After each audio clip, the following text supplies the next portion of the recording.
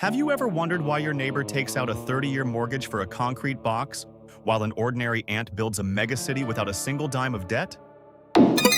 While humanity spends years negotiating permits and hunting for contractors, these six-legged engineers are designing multi-level ventilation and climate control systems that would make any luxury condo developer jealous.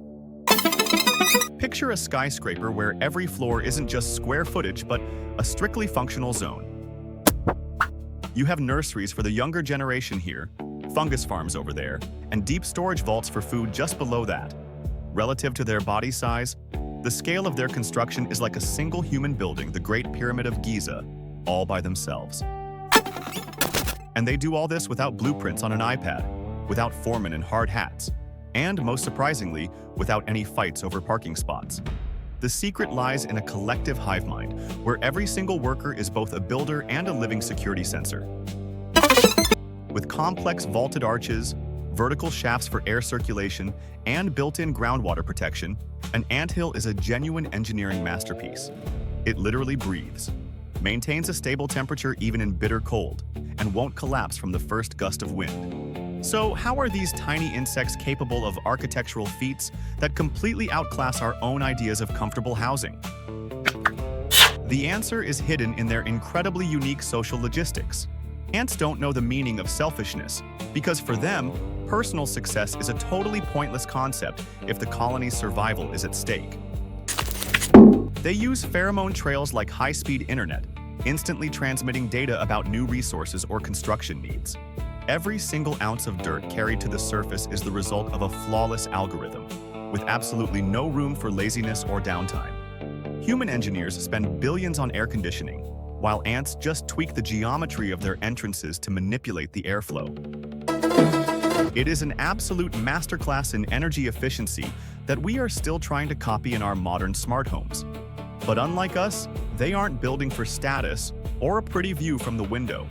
They have no hidden agenda to flip their real estate for a profit. Their architecture is pure biological necessity, polished to absolute perfection over millions of years of evolution. But if you think these little guys are just mindlessly dragging twigs around, you are dead wrong. 95.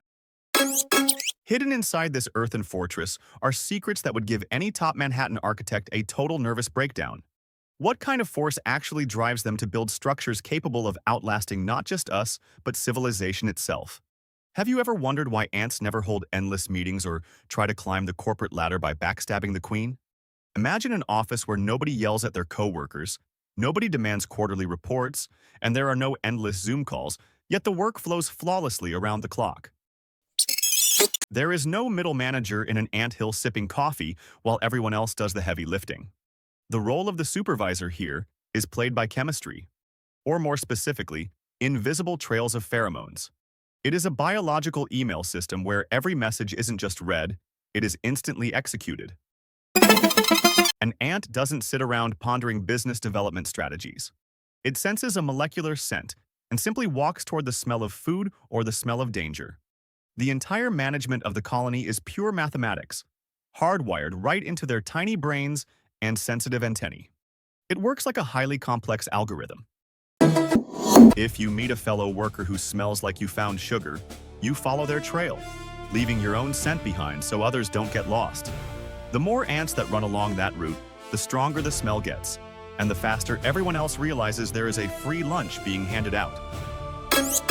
When the food source dries up, the scent fades away, and the ants simply stop wasting their time. No strict deadlines, no financial penalties, and absolutely no corporate motivation seminars. The system regulates itself.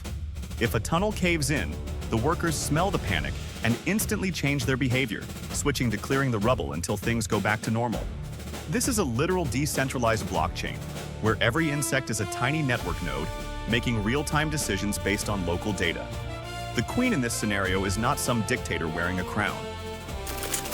She is just a biological reproducer who has absolutely no idea what is happening at the construction site in the far tunnel. She doesn't issue orders. She just produces offspring, guaranteeing an endless supply of fresh labor. It turns out that an ant colony is a brilliant example of how pure chaos transforms into perfect order, entirely without the help of top-level executives. They have zero ambition to become the CEO, but they have flawless execution written directly into their genetic code. We spend decades studying management and searching for effective leadership strategies, while nature implemented this technology millions of years ago, simply by dripping it out in chemical secretions. It is the perfect bureaucracy. It is invisible, lightning fast, and incredibly cheap to maintain. But what happens if some alien noise infiltrates this perfectly tuned chemical symphony? What if an outside force decides to hack this scented code, forcing thousands of workers to execute totally insane commands, turning their entire construction site into absolute chaos? Did you think farming was some great achievement of human civilization, born from the plow and the tractor? You couldn't be more wrong. 50 million years before the very first Neanderthal figured out how to stick a seed in the dirt, leafcutter ants were already running massive agribusinesses. Their nest isn't just a pile of twigs. It is a high-tech agricultural conglomerate, fully equipped with climate control, automated fertilizer systems, and a strict division of labor. While we were still struggling to figure out how fire works, these guys were actively cultivating vast fungal plantations, turning chewed-up leaves into a rich, nutritious substrate for their precious spores. This was history's very first example of industrial symbiosis, where insects play the role of dedicated gardeners and fungi act as their primary cash crop. But in the ant world, your place in the sun is paid for in blood. The brutal economics of survival require a constant expansion of resources, which is exactly why peaceful farmers can quickly turn into aggressive expansionists. For some species like the Amazon slave-making ants, their entire business model is built on the violent hostile takeover of foreign assets. They launch brutal raids on neighboring nests, kidnap their pupae, and drag them back home. When those captives finally hatch, they honestly believe they are among their own kind and immediately start working for the benefit of their invaders. This is literal caste-based capitalism, where a select elite lives entirely off the forced labor of everyone else. 95. So who is the ultimate oligarch in this setup? The queen.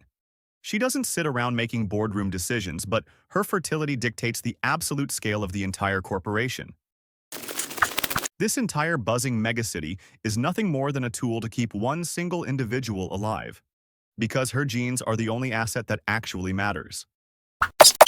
The rest of the workers are just expendable materials. Biological robots whose specialization has been sharpened to absolute perfection. Some handle border security, some manage the logistics of foraging, and others are strictly assigned to sanitizing the tunnels and taking out the trash. No labor unions, no overtime pay. Just a blind obedience to an instinct that has worked flawlessly since the age of the dinosaurs. Look closely at their trails. They are perfect logistical highways where delivery speeds are perfectly optimized using pheromone markers. Any traffic jam or obstacle is bypassed instantly, completely without the help of a dispatcher. And while we argue over exchange rates and investment portfolios, these tiny, ruthless agronomists keep expanding their empires without ever taking a break. 95. Their success is actually terrifying in its mathematical precision.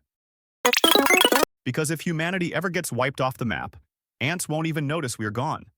They will just keep fertilizing their garden beds, remaining the most violently effective managers on the planet. But the real question remains. If they already mastered agriculture, slavery, and global logistics, what stopped them from building their own cities out of stone? Maybe they simply realized that it is far more profitable to live in harmony with nature than to try and conquer it. Unlike us, who constantly risk crashing our own market trying to do exactly that. Imagine if your GPS stopped being just a map and transformed into a collective intelligence, operating exactly like an ant. Inside a megacity, we often feel like lonely travelers trapped in a concrete cage, even though we are actually cells inside one giant soup. Ants don't draw up blueprints, they don't hire project managers, and they have no concept of a deadline. Yet their logistical networks are absolutely flawless. They use pheromone trails to optimize their route. The shorter the path to a resource, the stronger the scent, and the more individuals choose that exact route. We, on the other hand, try to beat traffic jams by making the roads wider, which is basically like trying to cure obesity by simply buying bigger pants. It is a total dead end. The urban planning of the future needs to steal this exact algorithm of decentralized management. In a city where every traffic light, asphalt sensor, and citizen's smartphone exchanges data in real time, we could easily create a digital version of a pheromone trail. Picture a system where traffic flows actively redistribute themselves, dodging bottlenecks before they even form. This isn't science fiction. It is just the pure mathematics of distributed networks. An ant colony is a masterclass in surviving on limited resources, where an individual's mistake is instantly erased by the overall success of the group. It is time for us to stop building cities like rigid hierarchical pyramids with everything tied to one center and start designing them like living, breathing ecosystems. The main lesson here is simple. True efficiency doesn't come from strict top-down control. It comes from the freedom of components interacting from the bottom up. If we can finally learn to trust self-organizing algorithms, chaotic urban sprawl will be replaced by a flexible structure that can adapt to absolutely anything. This will turn a gray pile of buildings into a highly intelligent space, where time stops being a currency we waste sitting at red lights. We are standing on the edge of an era where the city itself becomes a fully conscious, thinking entity. That doesn't mean we are all going to turn into a faceless mass stripped of our own free will. Quite the opposite. By freeing up the massive resources currently being eaten by terrible logistics, we can finally focus on actually creating things, showing us that success is only possible when the interests of the individual perfectly align with the momentum of the whole. All that is left to do is write the code that ports this ancient natural genius directly into our digital megacities.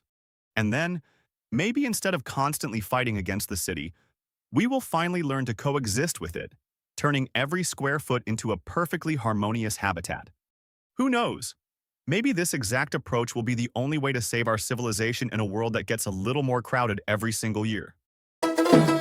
Because at the end of the day, the best city is the one that operates completely unnoticed, letting us simply live our lives instead of just surviving in an endless stream of traffic.